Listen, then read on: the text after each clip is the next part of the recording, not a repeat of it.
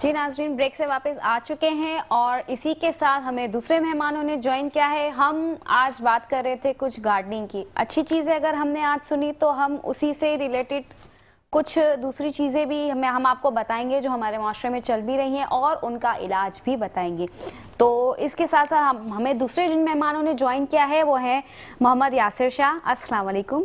और इनके साथ मौजूद हैं महबूब उर रहमान, अस्सलाम वालेकुम। बहुत शुक्रिया हमारे शो में आने का। तो आप अपना तारुफ आप खुद बताएं। जी, मेरा नाम मोहम्मद यासिर शाह है और मैं प्रोजेक्ट डायरेक्टर हूँ पीआरसी रिहेबिलिटेशन सेंटर का।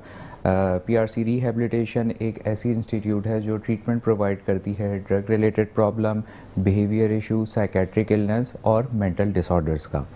जी, इसी के साथ महबूब आप बताएं। जी, मेरा नाम महबूब रहमान है और मैं क्लिफ्टन जो PRC rehabilitation centre Clifton branch है, मैं वहाँ पर मैनेजर हूँ और ट्रीटमेंट कोऑर्डिनेटर हूँ। ठीक है। अच्छा, आप मुझे ये बताएं यासिर, थोड़ी देर पहले हमने बात की इलीट क्लास, तो वो क्या है इसका आप बताएं। जी देखें, डायनामिक्स ऑफ द सोसाइटी वो होती हैं जैसे आपने देखा है। सो एलीट क्लास का ताल्लुक उनसे होता है जिनको लोकल ज़बान पे अशरफिया भी यानी वो कहा जाता है कि एक ऐसी सोसाइटी जिनका लाइफस्टाइल बहुत लग्जरी है, बहुत प्रिविलेजेस उनको हासिल हैं, बिल्कुल हाई लेवल, बिल्कुल अपर क्लास की जो फैमिलीज़ होती हैं उन्हें जो है एक तरीके से उसमें कैटेगरी में डाला जाता है एलीट क्लास की उसमें। ठीक है। तो मुझे ये बताएं कि एलीट क्लास जो है, अगर मैं सही बात कर रही हूँ कि नशे के जो बढ़ते हुए जो रुझान हैं हमारे, उनकी वजूहात क्या है? बहुत अच्छा सवाल है। देखें, सबसे पहला जो हम लोग ऑब्ज़र्व यानी कर रहे हैं आजकल सोसाइटी में, माशरे में जो एक पैराडाइम थोड़ा सा शिफ्ट हुआ है वो मीडिया का है, सोशल मीडिया का है। तो एक फैंटेसीज़ और इतना ज़्यादा एक्सपोजर नशों का, चीज़ों का, बिल्कुल आम सी चीज़ें हो गई हैं कि पहले तो एक होता था कि एक शर्मो हया होती थी, ऐसा ही है कि हर घर में ये चीज़ें नहीं। अब आप कहीं किसी भी अगर आप हाई लेवल क्लास में चले जाएं, सबसे पहले आपको पानी बाद में पूछते हैं, ड्रिंक पियेंगे आप, ऐसा ही है? बिल्कुल ऐसा ही है। इसकी मैं बहुत एक छोटी सी मिसाल, एग्जांपल वो देता हूँ। अभी आपने देखा होगा सोशल मीडिया पे कि एक नई जो है मूवी आई है, लियारी के ऊपर है। अगर आप उसका सिर्फ जो है ना, मैंने मूवी अभी तक नहीं देखी है लेकिन फेसबुक पे सिर्फ जो है एग्जैक्टली रील्स वगैरह स्टोरी क्रिएट कर देते हैं अपने माइंड में। बिल्कुल, तो रील्स वगैरह में आप देखें तो आप एक थोड़ा सा ऑब्जर्व करें, 100% रील्स में से 70 to 80% उसके ऐसे शॉट्स होंगे जिनमें वो एक कोई उनका जो हीरो है वो ज़्यादातर सिगरेट पी रहा है और स्मोकिंग कर रहा है। तो उस चीज़ को ऐसा फैंटेसाइज किया गया है, कोई सेलिब्रेशन भी है उसमें भी वाइन या जो है अल्कोहल की कंजप्शन हो रही है कि लोग जो है वो यूज्ड टू होते जा रहे हैं उसका। पहले के अगर हम पुराने अगर पीटीवी वाले अगर कुछ भी मतलब हम ड्रामे देखें तो वो एक स्मोकिंग होती थी तो हमें नीचे एक मेंशन किया जाता था, लेकिन अब तो ये चीजें डायरेक्ट हर किसी के पॉकेट में ये चीजें रखी हैं। एग्जैक्टली और पहले के पेरेंट्स भी ये होते थे कि इस तरह का कोई एक्सपोजर होता था तो अपने बच्चों को नहीं देखने देते थे। और कुछ जो अच्छे यानी अगर वेस्टर्न हम लोग ड्रामाज या सीरीज वगैरह देखें तो उसमें एक पेरेंटल गाइड की कॉशन आता था, पहले आता था, सबसे पहले ग्लैमर देते थे वो। बिल्कुल कि भाई ये जो है पेरेंटल गाइड यानी वालिदैन अपने बच्चों को साथ बिठा के अगर दिखाना चाहें तो देखें। लेकिन अब ये सारे जो ये फिल्टर्स हैं ये हटते जा रहे हैं और उसकी वजह से एक्सपोजर बहुत ज़्यादा वो होता जा रहा है। उसके बाद फिर जो है एक न्यू एंट्री ली है वेप ने, ई सिगरेट्स ने, इसका बहुत बड़ा जो है रुझान होता जा रहा है। अब आप देखें कि पेरेंट्स ओके होते हैं कि चले हमारा बच्चा सिगरेट ना पिए, चले वेप पी ले, कोई मसला वाली बात नहीं है। अब वो ये पहला स्टेप होता है आगे जो है टुवर्ड्स द एडिक्शन।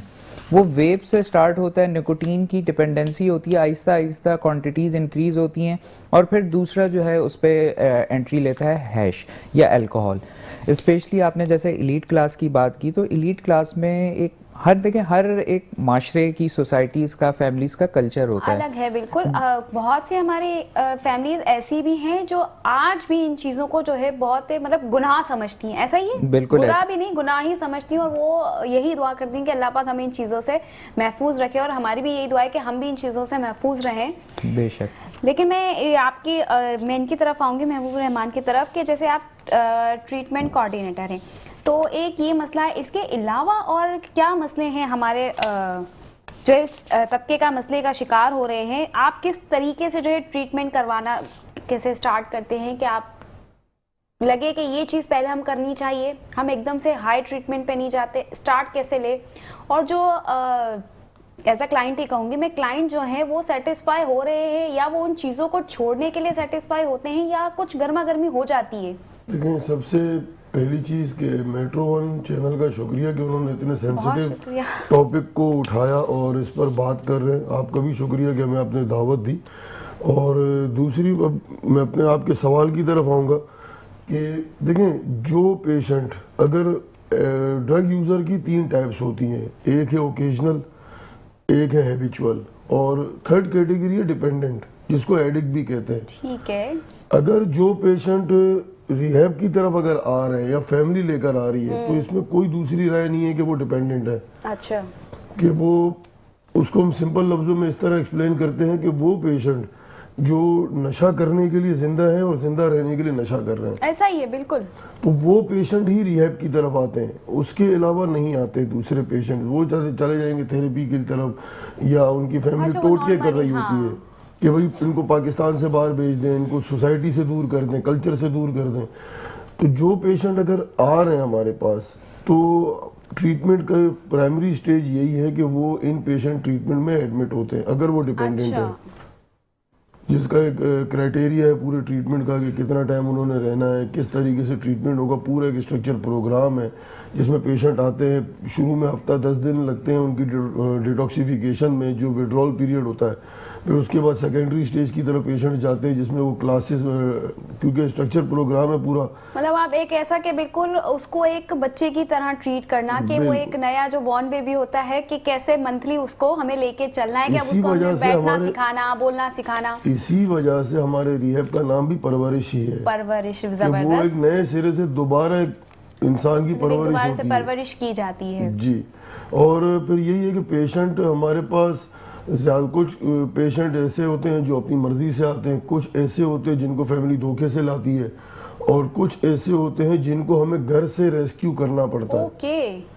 तो अब ये बताएं कि जो अपनी मर्जी से आते हैं वो तो चले थोड़ा सा कहीं एडजस्ट कर लेते हैं, लेकिन जो धोखे से आते हैं तो उनको आपके लिए एडजस्ट करना, उनको इसमें डालना बहुत कितना अच्छा मुश्किल सवाल होगा? है आपका, बहुत अच्छा सवाल है। प्रॉब्लम हमें ज्यादातर उन्हीं जो patients के अपनी साथ मर्जी से आ रहे हैं उनके साथ ज्यादा प्रॉब्लम होती है, अच्छा। क्योंकि वो इस डिनाइल में होते हैं कि मैं तो खुद आया हूँ, मैं जब चाहूँ जा सकता हूँ। वो ट्रीटमेंट की तरफ नहीं आते, वो फैमिली के साथ जो कंडीशंस पे वो आए हैं कि मुझे 1 महीना रहना है या सिर्फ इतने दिन तक रहना है, वो फिर उसी टाइम पीरियड को फॉलो करते हैं और वो डेज काउंट कर रहे होते हैं ज्यादातर। अच्छा, मतलब कि उनका उस तरफ कोई ध्यान नहीं होता, वो बस एक होता है कि हम आए हैं लोगों की नज़र में और बस हमने अपने दिन कंप्लीट करने और जाना है।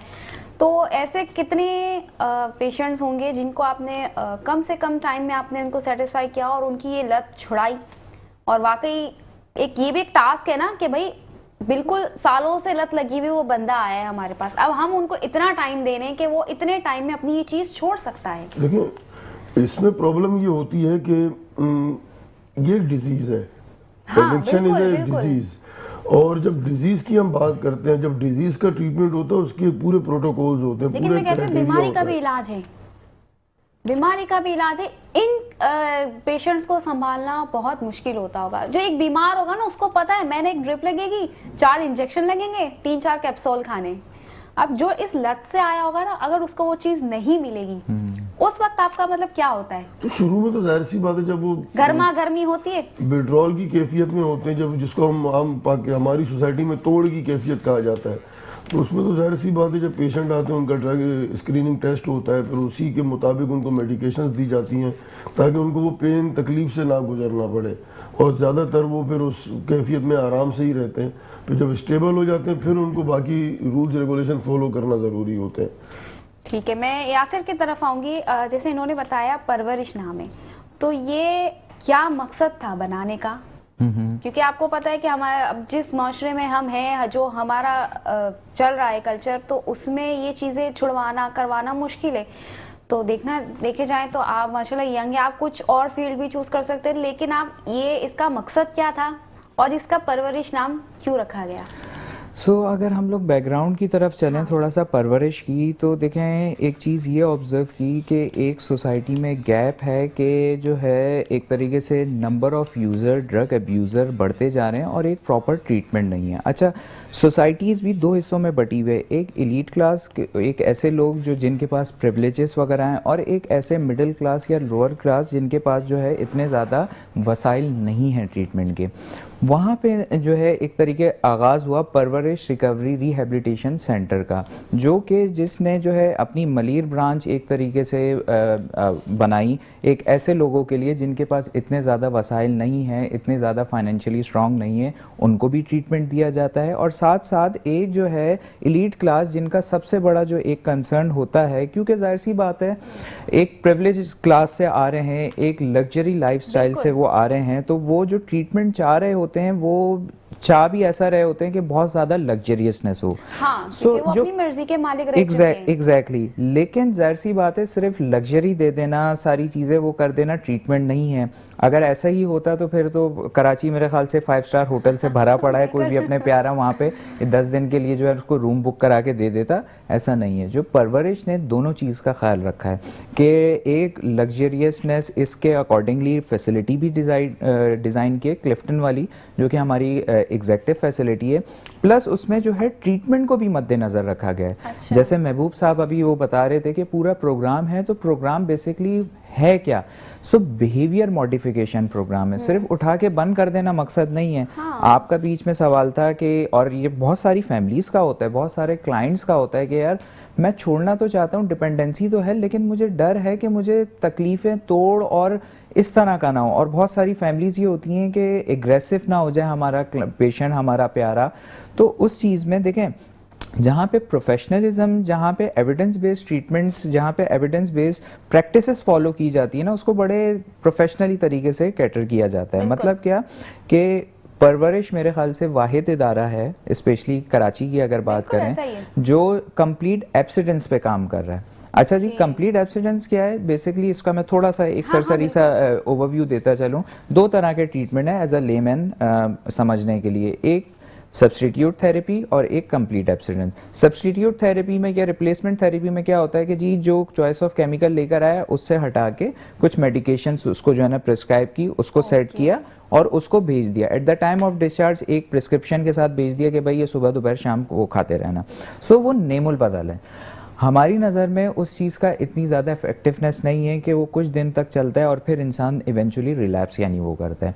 हम लोग जो करते हैं कंप्लीट एब्सिडेंस पे करते हैं। मतलब क्या है कि विद इन अ ट्रीटमेंट जब आता है, डिटॉक्सिफिकेशन फेज़ वो होता है, मेडिकेशंस वगैरह चलती हैं, और मेन एम्फेसाइज जो है एक तरीके से पूरा रिहेबिलिटेशन का होता है, जो मकसद है जिसकी बिहाफ पे नाम रखा गया है परवरिश का, कि परवरिश वो होती है और आहिस्ता आहिस्ता मीनवाइल जो है मेडिकेशन टेपर ऑफ होती हैं। डिस्चार्ज से पहले मेडिकेशन फ्री भेजा जाता है, अपने ओन पे भेजा जाता है।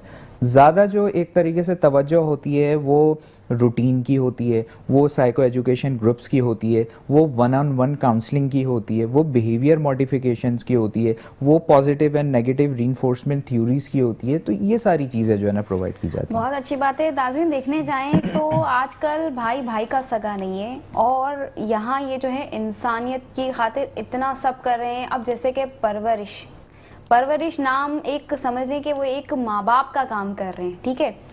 तो मैं यही कहना चाहूँगी कि इसमें आपका जो वालिद साहब का किरदार है, आप ज़रा हमें उसके बारे में भी बताएं, क्योंकि मैं नहीं मानती कि हम अगर किसी चीज़ बुरी लत में, या अगर हम कुछ गलत काम कर रहे हैं, तो आजकल हमारे पीछे या हमारे बहन भाई भी अगर हमें कहेंगे कि नहीं करो, कोई नहीं कहेगा, वो बोलेगा ठीक है जैसा आपको लगता है। तो एक अच्छा खासा जवान लड़का जो लोगों के लिए, इंसानियत के लिए अपना इतना बड़ा अहम किरदार अदा कर रहा है, तो ज़रूर उसके पीछे किसी न किसी की सपोर्ट है।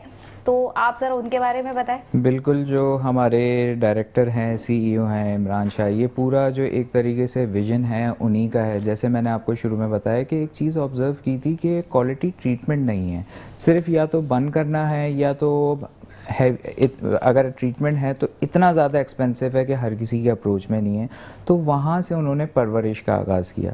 और साथ में मैं आपको वो बताता चलूँ कि मुझे एक तरीके से ऑप्शन दिया था, कभी भी उन्होंने फोर्स नहीं किया कि भाई यही इसी फील्ड में आना है। तो उन्होंने बोला इट्स अप टू यू कि भाई तुम आना चाहो ठीक है, नहीं आना चाहो कोई मसला नहीं। बिल्कुल ऐसा ही मैं यही कहना चाह रही हूँ कि एक अच्छा खासा जवान लड़का जो कि बाहर भी जाके कुछ ना कुछ कर सकता था, तो उसने इसी चीज को क्यों चूज किया। और अपना मैं अगर पर्सनल बैकग्राउंड बताता, जिस फील्ड में आप है ना, मुझे जहां तक लगता है कि वहां पे बहुत नेगेटिविटी भी होगी, बहुत सी, अगर मैं दूसरी लैंग्वेज में बात करूं तो गालियां भी बढ़ती होंगी, ऐसा ही है। जी जी। तो उन सबको साइड पे रख के आप एक जो ये वर्क कर रहे और आपके वालिद साहब के हवाले से, तो कितना मुश्किल हुआ या अब तक मुश्किलें आ रही हैं या फिर आसानियां कहाँ कहाँ आती गई। देखें, मैं अगर अपना बैकग्राउंड बताता चलूँ तो मैंने इस फील्ड में आने से पहले मैंने एक अच्छे बैंक में, बड़े नेशनल बैंक में मैंने जॉब भी की है, वहाँ पे भी किया। ऐसा नहीं है कि मैंने एक्सप्लोर किया, दूसरी ऑर्गेनाइजेशंस में भी वो किए हैं।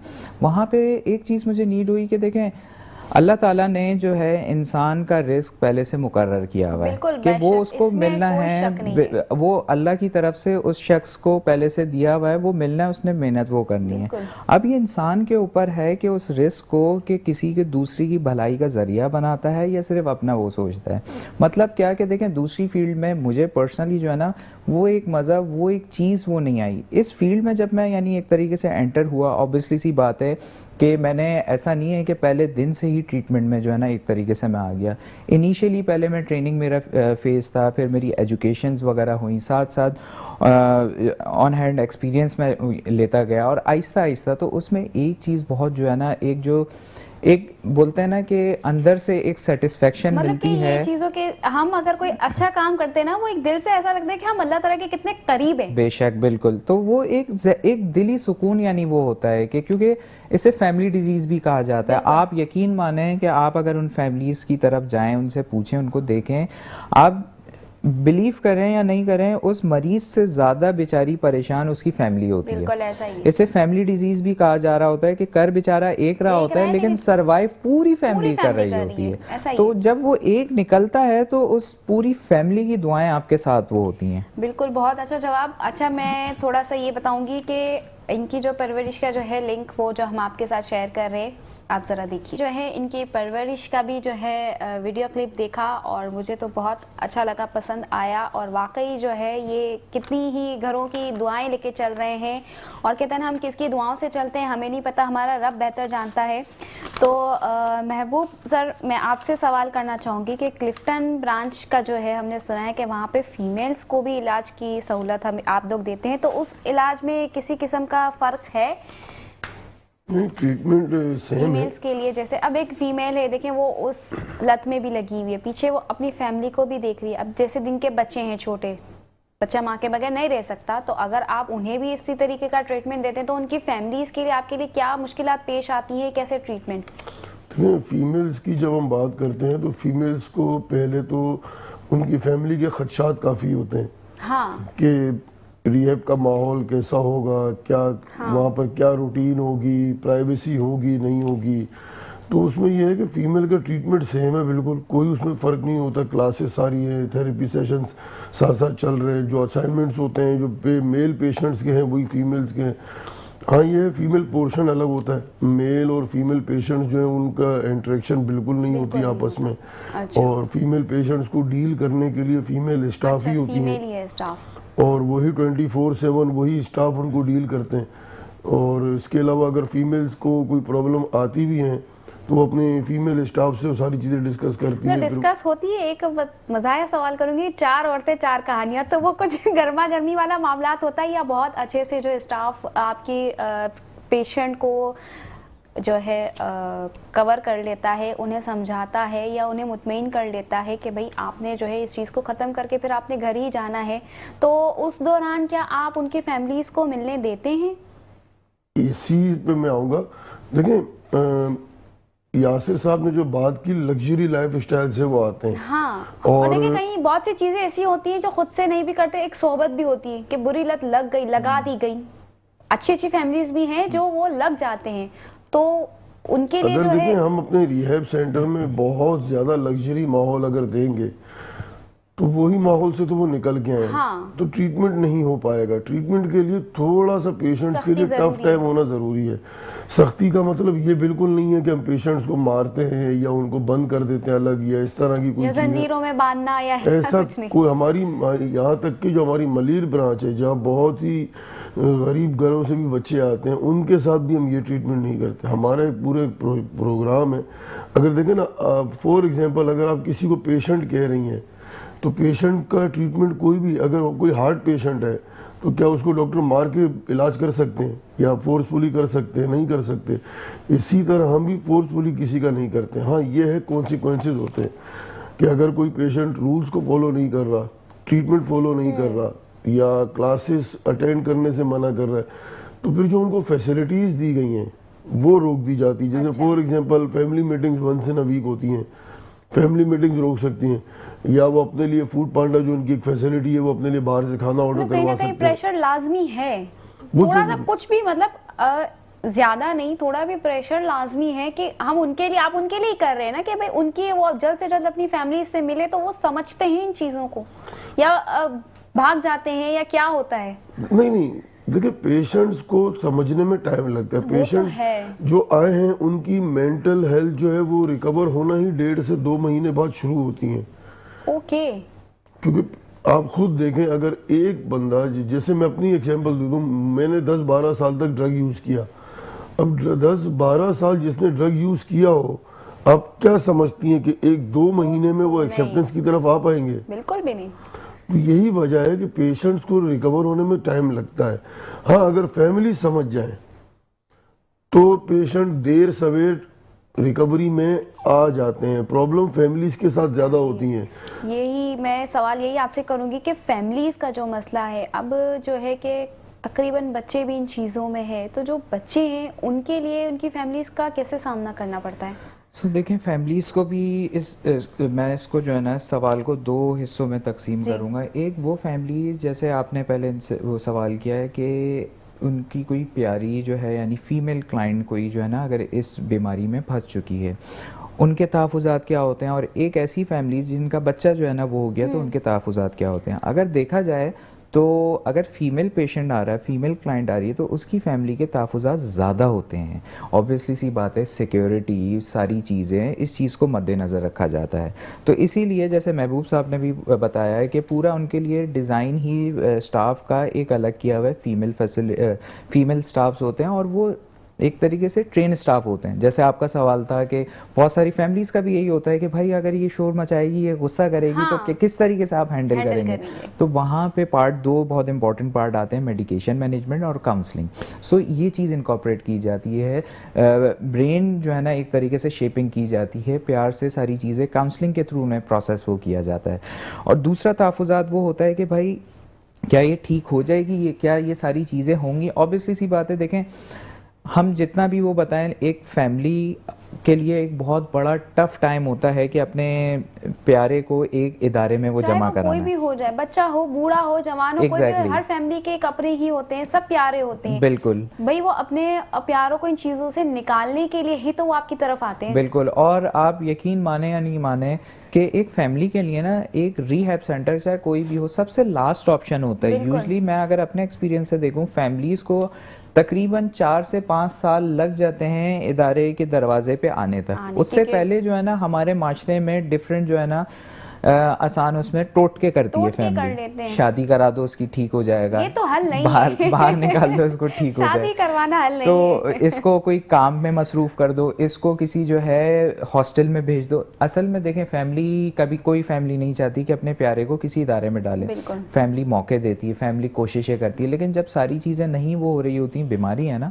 तो फिर एक इदारे का इंतखाब कहते हैं ना, फिर वो सारे हथियार गिरा के जो है वो फिर आपकी तरफ आते हैं। एग्जैक्टली। और उसमें फिर हम फैमिली को कंफर्ट जोन देने के लिए हम फैमिली को एक ट्रांसपेरेंसी का परवरिश जो है पूरा एक वो देता है कि भाई आप जो है एडमिट वो कराएं 9 to 5 किसी भी टाइम आके आप अपनी सेटिस्फेक्शन के लिए सीसीटीवी में देख के जा सकते हैं, ताकि आपको कोई तहफ़्फ़ुज़ात, कोई खदशा है, कोई वो है, आप रैंडमली आएँ, देखें भाई दिखाएं मेरा प्यारा क्या कर रहा है, मेरी प्यारी यानी क्या कर रही है, ताकि फैमिली को सेटिस्फेक्शन हो, ताकि फैमिली का ट्रस्ट डेवलप हो। क्योंकि फैमिली का इन लूप में आना बहुत ज़रूरी है। फैमिली का, क्योंकि देखें at the end of the day client ने जाना उसी फैमिली में होता है, तो हम लोग सिर्फ और सिर्फ क्लाइंट पे काम नहीं करते, क्लाइंट की काउंसलिंग नहीं करते, बल्कि फैमिली काउंसलिंग भी करते हैं। फैमिली को भी वो बताते हैं, कुछ पेरेंटिंग स्टाइल्स होते हैं, कुछ पेरेंटिंग चीज़ें होती हैं, एरर्स होते हैं जो अक्सर पेरेंट्स कर रहे होते हैं, और वो एक तरीके से परसीव ये कर रहे होते हैं कि उसका अच्छा रिजल्ट आएगा, तो वहाँ पे जहाँ पे उनकी गलतियाँ होती हैं, जहाँ पे उनके एरर्स होते हैं,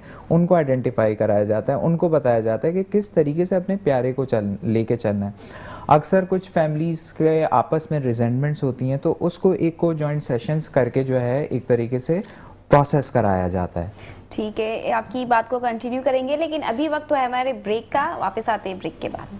ब्रेक से वापस आ चुके हैं नाजरीन। अब तक हम जो बात कर रहे थे वो लग्जरी फैमिलीज की बात कर रहे थे। अब यहाँ मैं बात करूँगी कि आप मुझे बताएं महबूब साहब के लग्जरीज फैमिलीज आती हैं, मिडिल क्लास फैमिलीज आती हैं, जो लग्जरी से भी ऊपर होते हैं, कोई पॉलिटिशियन हो गया, कोई हमारी किसी भी कोई गवर्नमेंट का बंदा हो गया, उनकी कोई फैमिली से अगर आते हैं, क्योंकि देखिए सबसे पहले उनको ये होता है कि स्टैम्प ना लग जाए, तो उनके लिए आप क्या करते हैं? उन्हें भी किस तरीके से वैसे ही ट्रीट करते हैं? क्योंकि जाहिर सी बात है, अगर किसी को भी पता चलता है कि भाई वो बच्चा वहाँ से निकल के आया है तो ज़िंदगी में उसका कुछ नहीं बनना, सबसे पहले तो हम लोगों को यही जज कर लेते हैं कि उसका कुछ नहीं बनना, तो उन फैमिलीज के लिए क्या है आपकी प्रोसेस?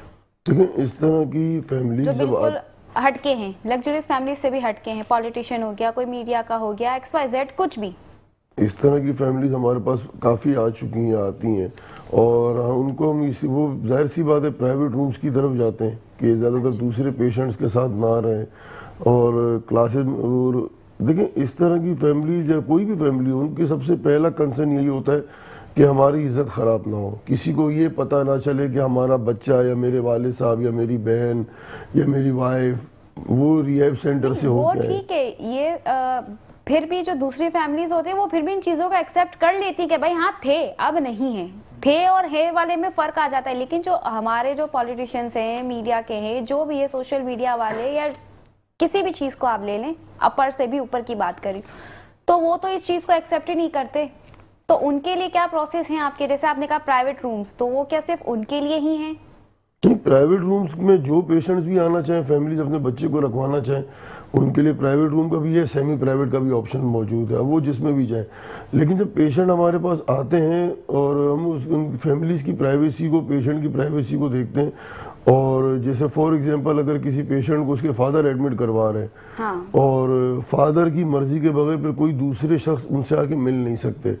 अच्छा, मतलब कोई भी दोस्त, रिश्तेदार, कोई भी नहीं, कोई क्योंकि आजकल तो सोशल मीडिया का ही दौर है ना कि भाई हाँ हमने बता दिया कि भाई हमारा ये बंदा है, इसमें था, हमने ये करवा के वो अपनी जो है कहते हैं ना नंबर बढ़ाते हैं, तो उसके लिए क्योंकि इस तरह की चीज़ों में सिर्फ फैमिलीज की मर्जी चलती है कि भाई कौन आएगा मिलने इनसे, कौन मिल सकता है, चाहे वो कारोबारी शख्सियत है, उनके साथ कोई बिजनेस पार्टनर है या फैमिली मेम्बर है या कोई दोस्त है। अगर फैमिली कह रही है कि भाई ये नहीं मिल सकते, तो हम उनको एंटरटेन नहीं करते। तो उन फैमिलीज का आपके ऊपर कुछ प्रेशर होता है कि भाई हम इनको कह रहे हैं 2-2.5 महीने में आप हमारा बच्चा ठीक करके दे दो, हमारा ये मसला है, ये है, या XYZ कुछ भी ये मसला बताते हैं, भाई हम इस चीज़ से हैं या इस गवर्नमेंट से हैं या हम बैरून मुल्क से हैं, तो हम 2-3 महीने का आपको टाइम दे रहे हैं, आप इसमें हमारा बच्चा सेट कर दो, वो इस तरीके का या कैसा भी कोई भी प्रेशर है वो होता है आप लोगों पर?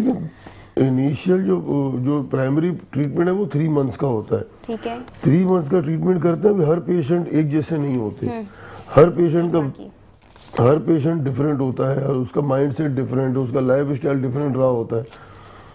तो कुछ पेशेंट्स हैं जो बहुत जल्द रिकवरी की तरफ आ जाते हैं, कुछ स्टबर्न का होते हैं जो बहुत थोड़ा डिले करते हैं।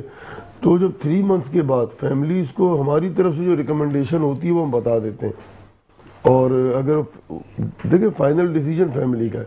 ठीक है। हम अपनी रिकमेंडेशन बता देते हैं कि भाई आपके बच्चे को फॉलोअप्स की ज़रूरत है, आफ्टर केयर की ज़रूरत है, या इनको हाफे हाउस की तरफ जाने की ज़रूरत है, या इनको 1-2 महीने प्राइमरी स्टेज में ही और रहने की ज़रूरत है। जो फैमिली समझती हैं वो ट्रीटमेंट फॉलो करती हैं, और हमारे एक्सपीरियंसेस में यही है कि जिस फैमिलीज़ ने ट्रस्ट किया और जैसा उनको कहा गया उन्होंने एज इट इज़ किया, उनके बच्चे आज भी रिकवरी में मौजूद है। ठीक है। अच्छा, मैं आखिरी सवाल करना चाहूँगी यासिर से। वक्त कैसे निकलता है पता ही नहीं चलता। इस मौजू पे तो हम जितनी बात करें हमारा दिन भी कम हो जाएगा। अच्छा, मुझे ये बताएं कि आपने ट्रीटमेंट कर लिया, ठीक है, वो फीमेल बच्चा या मेल बिल्कुल अच्छे से प्रॉपर, एक समझ ले दोबारा से वो पैदा हुआ है, ठीक है, वो बिल्कुल प्रॉपर पाक साफ होके निकला, ठीक है, उसके बाद 2 महीने 4 महीने या 1 साल के बाद दोबारा अगर वो उसी चीज़ में चला गया तो? बिल्कुल, क्योंकि इट्स अ रिलैप्सिंग डिजीज़, तो इस चीज़ की प्रोबेबिलिटी को जो है कम करने के लिए फिर सेकेंडरी ट्रीटमेंट ऑफर होता है। जैसे आपका एक सवाल था कि देखें जितनी भी हाई प्रोफाइल फैमिलीज़ होती हैं, और इस तरह का हमारा एक्सपीरियंस रहा है कि कोई इस तरह का वो होता है जो अपनी एक शनाख्त को, अपनी चीज़ को बहुत राजदार वो रखना चाह रहा होता है। लेकिन सबको अपनी बिल्कुल ऑब्वियसली सी बात है, बिल्कुल। बिल्कुल। सो लेकिन हम लोग देखें, हम लोग इस उसमें कोई डिस्क्रिमिनेशन नहीं करते कि हाई प्रोफाइल फैमिली है या मिडिल क्लास फैमिली है। कॉन्फिडेंशियलिटी फर्स्ट पार्ट है कि जिस तरह के जो भी यानी एक तरीके से क्लाइंट आता है, जो भी वो होता है, उसकी डिटेल, उसकी चीज़ें जो है किसी से जो है ना नहीं शेयर की जाती कभी भी। और बहुत सारे अल्हम्दुलिल्लाह ऐसे भी हाई प्रोफाइल फैमिलीज वगैरह आई हैं, कुछ पॉलिटिकल बैकग्राउंड से वो आए होके गए, उनमें तो ये चीजें बिल्कुल, क्योंकि आम सी बात है। एग्जैक्टली, क्योंकि देखें हम लोग जो है, हमारा ये काम नहीं है कि भाई वो जज करना किसी को, जैसे आपने कहा कि एक बेचारा परेशानी में आया तो उसकी मदद करो, ना कि उसको और ज़हनी दबाव में आप ले आओ। अब दूसरा मरला आता है, दूसरा जैसे आपने सवाल किया कि भाई ये दोबारा भी रिलैप्स के चांसेस होते हैं, बिल्कुल, तो वहाँ पे सेकेंडरी ट्रीटमेंट जो है ना ऑफर किया जाता है। कुछ क्रॉनिक केस होते हैं, मल्टीपल ट्रीटमेंट्स हैं मुख्तलिफ इदारों से, आपके वहाँ से जाने के बाद भी उसका ट्रीटमेंट कंटिन्यू रहता है। बिल्कुल। अब उसके डिफरेंट अप्रोच होती है। एक अप्रोच ये होती है 3 मंथ्स टू 4 मंथ्स के बाद जितनी स्टेबिलिटी आती है, एकदम से छुट्टी नहीं देते, पहले विजिट देते हैं कि घर जाए वो 12 आवर्स गुजार के वापस दोबारा आए। बिल्कुल। फीडबैक फैमिली से लेते हैं कि भाई लास्ट 12 आवर्स कैसे रहे, कोई ऐसा अभी भी बिहेवियर मौजूद हो, कोई ऐसा एरिया ऑफ इम्प्रूवमेंट। साथ में क्लाइंट से भी लिया जाता है कि कोई ऐसी चीज़ जिसने ट्रिगर किया हो, जिसने दोबारा वो किया हो, उस फीडबैक की बिहाफ पे फिर सेकंड विजिट उनका जो है ना 1 वीक के बाद जो है ना डिज़ाइन किया जाता है। 1 से 2 विजिट जो है डे दिए जाते हैं, देखा जा रहा है सब कुछ सही चल रहा है, फिर ओवरनाइट विजिट दिया जाता है, मतलब जाए क्लाइंट, पूरा दिन गुजारे, रात गुजारे, नेक्स्ट डे मॉर्निंग में वो आ जाए। तो आहिस्ता आहिस्ता जो है ना वो उनको वो किया जा रहा होता है। 6 to 7 मंथ जो है ना, फिर 3 मंथ्स के बाद 3 मंथ्स ऐसे यानी वो चलता है, और फिर लास्ट स्टेज आती है 7 to 8 मंथ पे फॉलोअप की, लाइक अ जॉब। तो फिर वो डिस्चार्ज होता है, लेकिन जो है जॉब की तरह 9 to 5 जो है ना वो आता है, वक्त गुजारता है और वो होता है। अब आहिस्ता आहिस्ता इस सपोर्ट को, जैसे वो इन्वॉल्व होता जाता है, आहिस्ता आहिस्ता उस चीज़ को कम जो है ना सपोर्ट को कम किया जाता है। पहले जो है 7 डेज अ वीक आ रहा है, फिर 6 डेज अ वीक आ रहा है, फिर 5 डेज अ वीक आ रहा है, साथ साथ काउंसलिंग चल रही होती है। इनिशियल लेवल पे अगर कोई मसले मसाइल आ रहे हैं, कोई फैमिली से वो है, कोई फैमिली प्रॉब्लम है, कोई दूसरा पास्ट ट्रॉमा है, कोई चीज़ ट्रिगर कर रही है, तो साथ साथ वो प्रोसेस हो रही होती है। तो उसमें जो है बहुत, जो मैंने अपने एक्सपीरियंसेस से देखे हैं कि बहुत कम चांस होते हैं रिलैप्स के, बनिस्बत इसके कि भाई 3 महीने इलाज करा के एकदम फैमिली को लगता है कि अब मेरा बच्चा ठीक हो गया, कुछ नहीं होगा, और वही तुम्हारा उन्हीं लोगों में जा रहा है, उन्हीं माहौल में पैसे हैं, सारी चीज़ें, वो रिलैप्स का बाइस बनता है। ओके, मतलब कि ये जिस तरीके से हम अपनी बाकी चीज़ों में आफ्टर केयर करते हैं, इसमें भी हमें आफ्टर केयर लाजमी है कि जैसे अगर हम कहीं सैलून में जा रहे हैं, डॉक्टर के पास जा रहे हैं, हम अपना बालों का ट्रीटमेंट कर रहे हैं, बॉडी का कर रहे हैं, तो वो लाजमी जो है आफ्टर केयर देते हैं। तो यहाँ भी ऐसा ही है कि आफ्टर केयर लाजमी है, मतलब कि आप जब तक पेशेंट आपके पास है आप वर्क कर रहे हैं, लेकिन इसके बाद भी अपना काम सरअंजाम दे रहे हैं। रियली अप्रिशिएट, बिल्कुल। मैं बहुत खुश हूँ कि वाकई आज की तारीख में भी हमारे इस माशरे में आज भी ऐसे लोग हैं जो इंसानियत को लेके चल रहे हैं, इंसानों के लिए काम कर रहे हैं, वो फिर चाहे किसी भी कास्ट का हो, किसी भी रिलीजन का हो, लेकिन वो इंसानियत के लिए लेके चल रहे हैं। तो मैं सिर्फ यही कहना चाहूँगी कि खुदारा अपने घर वालों का सोचे। आपकी एक बुरी लत पीछे आपकी पूरी फैमिली को डाउन कर सकती है। गलत चीज़ें इस्तेमाल आप कर रहे होते हैं, सर्वाइव आपकी फैमिली कर रही होती है। जैसे सुबह में जो हमारे गेस्ट थे उन्होंने जैसे हमें गार्डनिंग का बताया, तो इसी तरीके से हमने ये भी रखा कि देखिए अच्छाई है बुराई है सब है, वो हमारे पास है, हमारे अंदर है कि हम किस चीज़ को लेके चलते हैं। अगर हम अच्छाई लेके चलेंगे तो बिल्कुल हमारे साथ अच्छाई होगी, लेकिन बुराई आ जाती है, कोई शुरू से नहीं होता, इंसान की लत लग जाती है किसी चीज़ों को देख के, कोई डिप्रेशन में। तो मैं ये कहना चाहूँगी कि उस चीज़ को आप अपने डिप्रेशन को, अपनी चीज़ों को अगर साइड पे रख के, आपकी जो पीछे फैमिली खड़ी है ना, अगर आप उसका सोच लेना तो मुझे लगता है कि 90% डिप्रेशन आपका ख़त्म हो जाएगा। अपनी फैमिली को सिर्फ आप हंसता मुस्कुराता देख ले।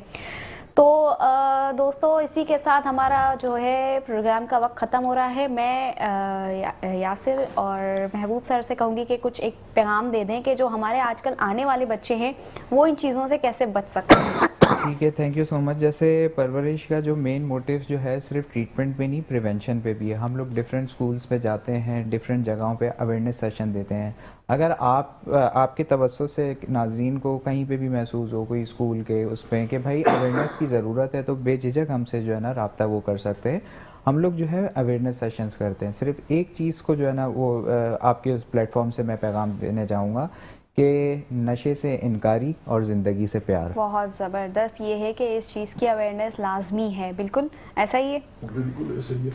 और मेरा मैसेज उन पेशेंट्स के लिए, एडिक्ट्स के लिए जो इस वक्त एडिक्शन में फंसे हुए हैं, और अगर वो समझते हैं कि हमारी पूरी ज़िंदगी अब इसी तरह गुजरेगी, तो उनके लिए एक सिंपल सा मैसेज है कि विदाउट ड्रग्स ज़िंदगी गुजारना बहुत आसान है, अगर आप अपने पैटर्न्स को चेंज करें। क्योंकि जिन पैटर्न्स के साथ आप ज़िंदगी गुजार रहे हैं, आप अपने आप को ड्रग्स से नहीं निकाल पा रहे, तो प्रॉब्लम आपके तरीके में भी हो सकती है। आप अपने तरीके को चेंज करें, तो फिर इस तरह के लोगों से मिलें जिन्होंने अपने आप को रिकवर किया और एक आज अच्छी और एक कामयाब ज़िंदगी गुजार रहे हैं। बहुत शुक्रिया। ओके, तब तक के लिए अल्लाह हाफिज़।